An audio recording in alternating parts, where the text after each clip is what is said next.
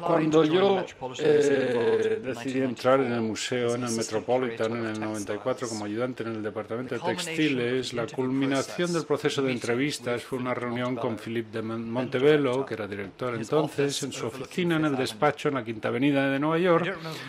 No me acuerdo mucho de la entrevista, pero sí recuerdo un momento que después de una conversación normal, me preguntó por mí, mi experiencia, mis investigaciones y demás. Philip de repente me preguntó: ¿y qué te gustaría hacer? ¿Qué le gustaría hacer si viniera usted a Metropolitan? Y yo le contesté, le dije, bueno, me gustaría organizar una exposición de tapices del Renacimiento. Mi objetivo era demostrar que el medio del tapiz llegó a su apogeo durante el siglo XVI. No entró en declive al final del medioevo, como se había dicho hasta ese momento, y esa idea había influido toda la historia del arte del siglo XX. Tengo que decir que yo no contesté eso para agradar a mi oyente. No, yo, sinceramente, tenía la idea de organizar grandes exposiciones. Es lo que me había atraído al Metropolitan, por encima de ninguna otra cosa.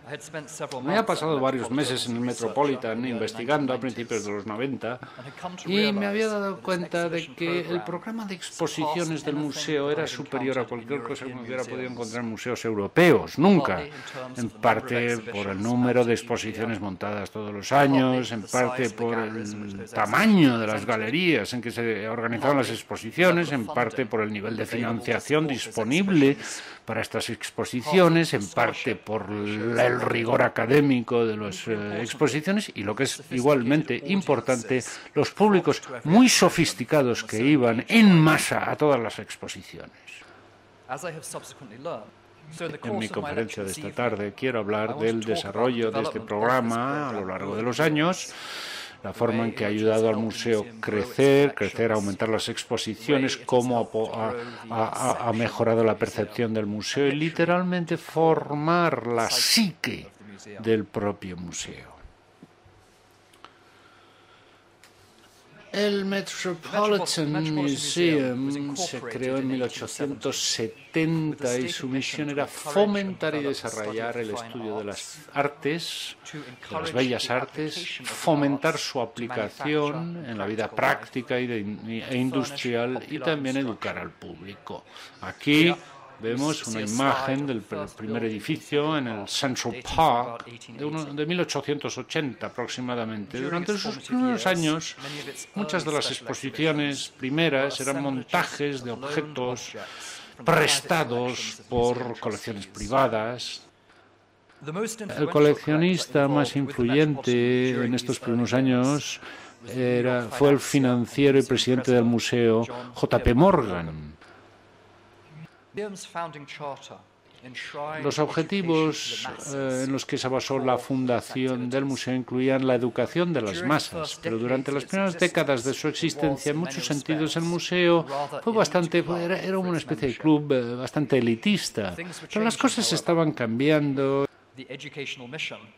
La misión educativa del museo era una forma muy cómoda y conveniente de sacarle financiación al ayuntamiento, que de acuerdo con los objetivos de fundación del museo era responsable del mantenimiento de los edificios. Esta misión educativa se amplió todavía más durante la Primera Guerra Mundial, cuando el colapso de la industria europea les presentó a los fabricantes americanos la oportunidad de ampliar su producción.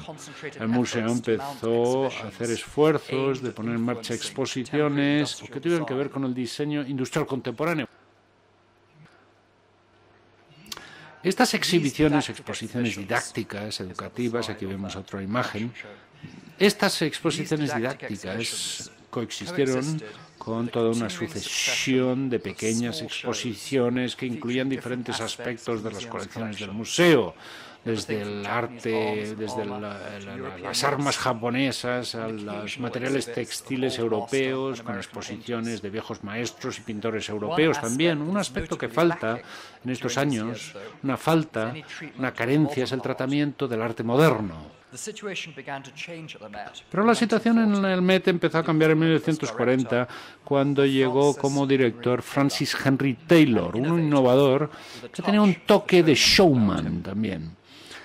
La primera exposición importante de arte americano moderno se vio precipitada por la Segunda Guerra Mundial, cuando muchos de los tesoros del museo se quitaron y se llevaron a un lugar cerca de Filadelfia para que estuvieran seguros.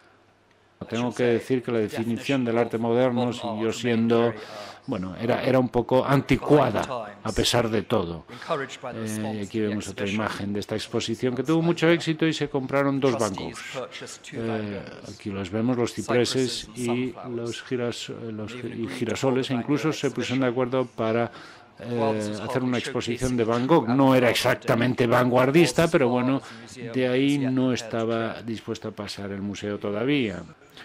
El Met fue lento a la hora de abrazar el arte moderno, pero hubo otra innovación que sí que estuvo dispuesto a introducir. Durante los años 30 hubo una serie de exposiciones internacionales que se hicieron en París y en Londres, y fue la Segunda Guerra Mundial una vez más la que precipitó o hizo que los museos americanos pusieron en marcha colaboraciones internacionales similares. La primera de estas exposiciones tuvo lugar en el National Gallery en Washington, con varios cientos de cuadros de los viejos maestros de los museos de Berlín que habían sido traídos por las fuerzas americanas en 1945, recuperadas a los nazis y que se mandaron a América para salvaguardarlas.